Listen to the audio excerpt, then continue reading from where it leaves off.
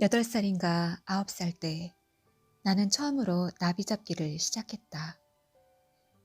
그다지 재미를 느낀 것은 아니어서 다른 애들이 하니까 따라해보는 정도였다.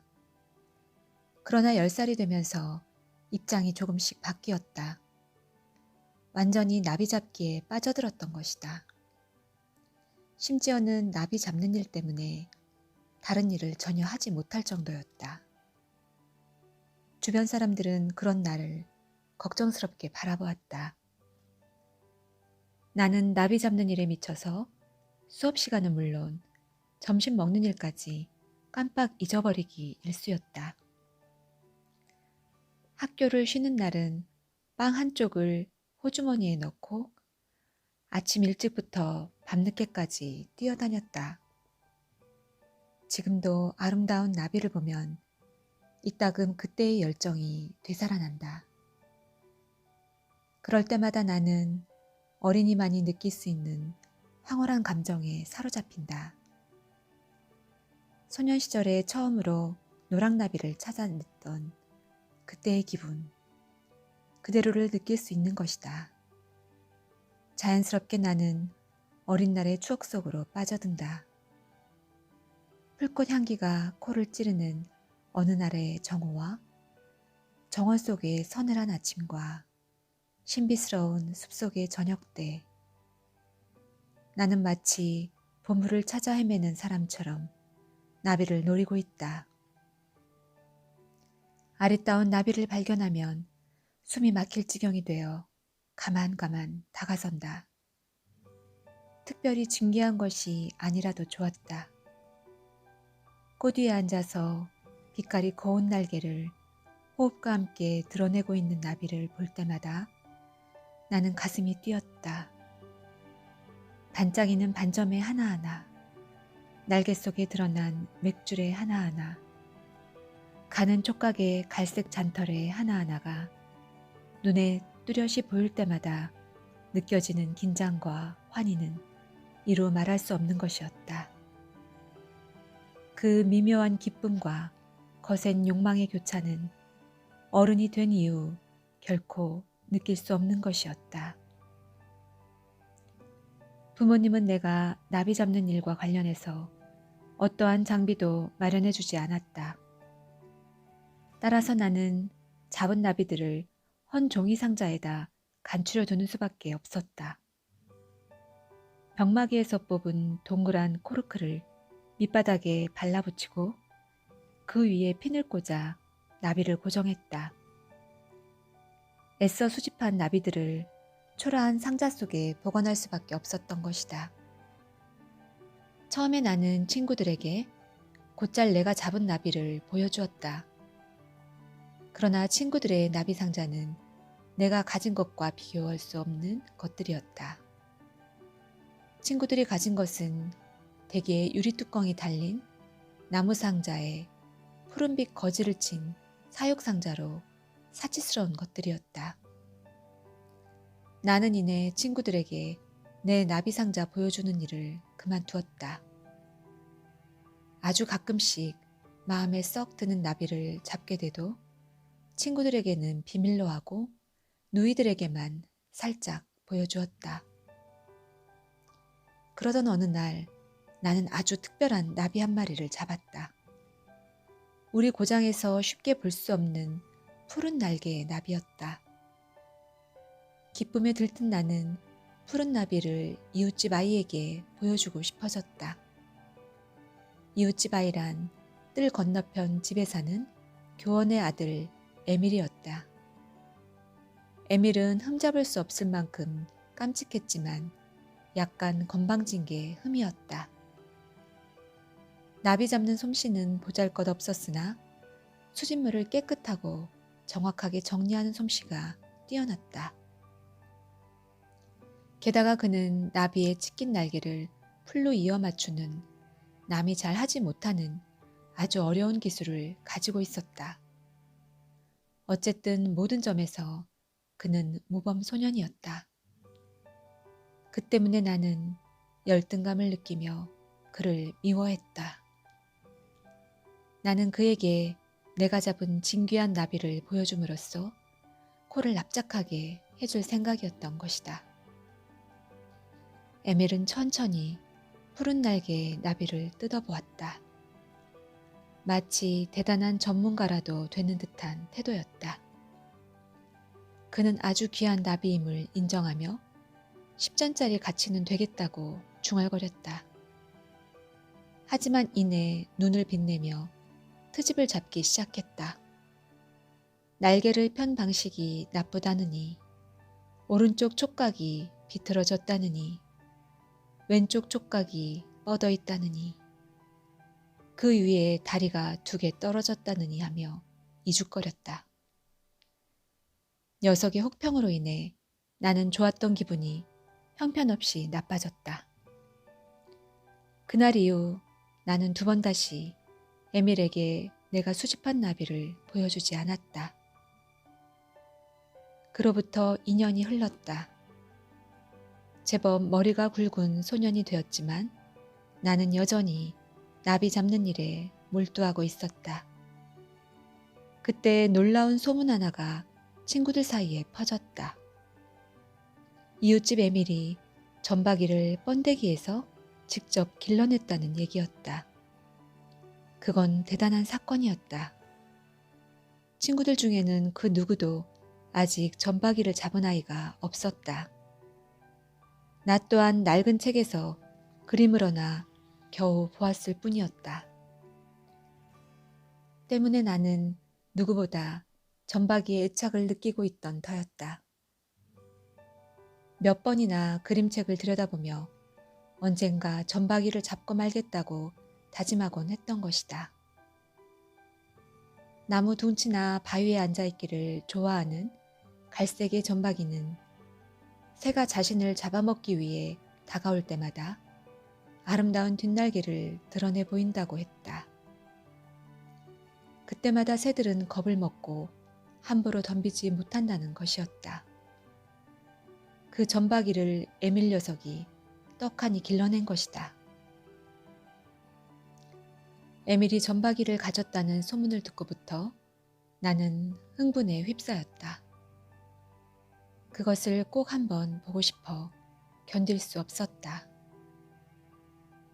어느 날 나는 식사를 마친 뒤 몰래 이웃집 4층으로 올라갔다. 에밀은 자신의 공부방을 가지고 있었는데 나는 늘 그것이 부러웠다.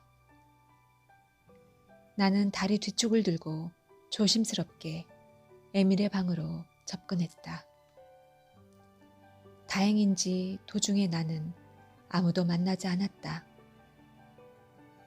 문을 두드려 보았지만 아무런 대답이 없었다. 손잡이를 돌려보니 문은 잠겨 있지 않았다. 나는 조심스럽게 방으로 들어섰다. 실물을 내 2눈으로 확인하고 싶은 마음이 간절했다. 방에 놓인 2개의 나비 상자를 열어보았다. 그러나 어떻게 된 일인지 점박이는 들어있지 않았다. 나는 고개를 들어 날개판을 살펴보았다. 그 순간 숨이 멎는 듯한 기분에 사로잡혔다. 갈색 비로드 날개가 길쭉한 종이 쪽 위에 펼쳐진 채 날개판에 걸려 있었던 것이다. 나는 날개판을 끌어내려 털이 돋친 젓갈생의 촉각과 그지없이 아름다운 빛깔을 띤 날개의 선, 양털 같은 털을 가진 점박이를 살피기 시작했다. 나는 이내 점박이를 좀 더 자세히 살피고 싶다는 유혹에 사로잡혔다.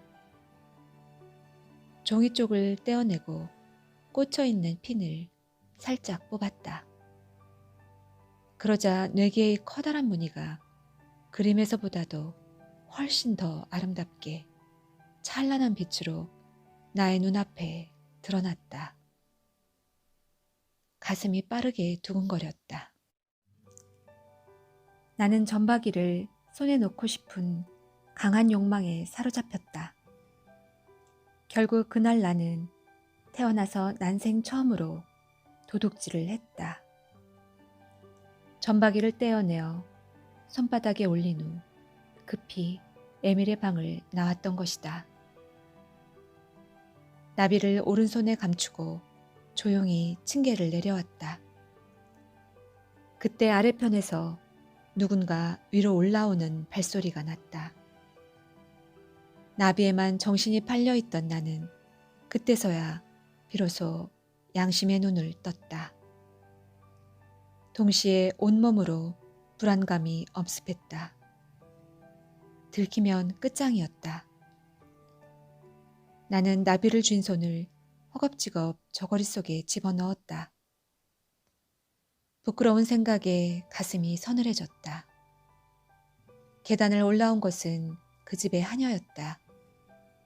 나는 태연하게 하녀와 엇갈려 현관을 나섰다.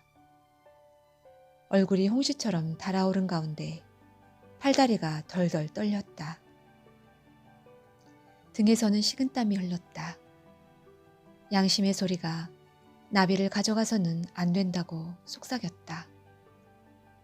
괴로운 심정으로 나는 잠시 망설였다.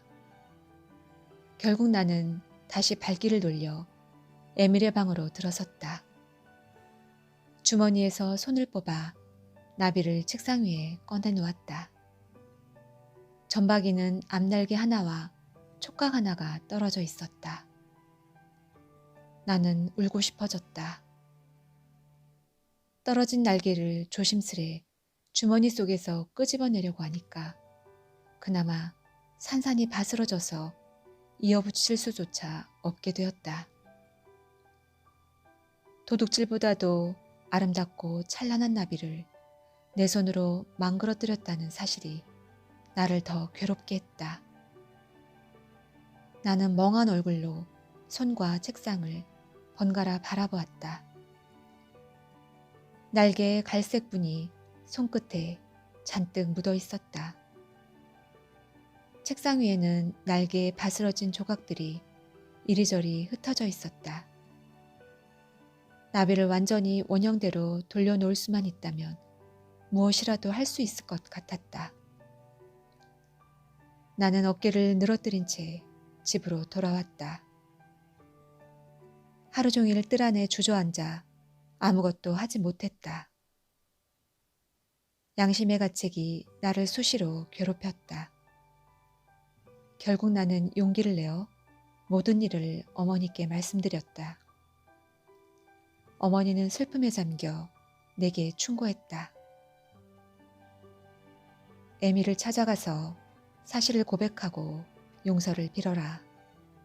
그것밖에는 아무런 길이 없다. 정 안 되면 내가 가진 것 중에서 하나를 주겠다고 해보렴. 만약 그 상대가 에밀이 아니었다면 나는 서슴지 않고 찾아가 용서를 빌었으리라. 하지만 에밀에겐 그러고 싶지 않았다. 그가 나의 사과를 받아주지 않을 것이라는 걸 잘 알고 있었기 때문이다.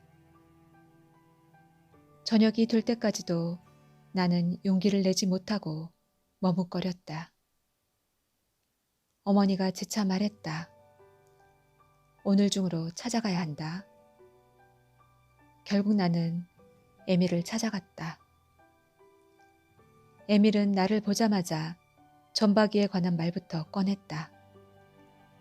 누가 그랬는지 점박이를 아주 못쓰게 만들어 놓았다는 것이었다.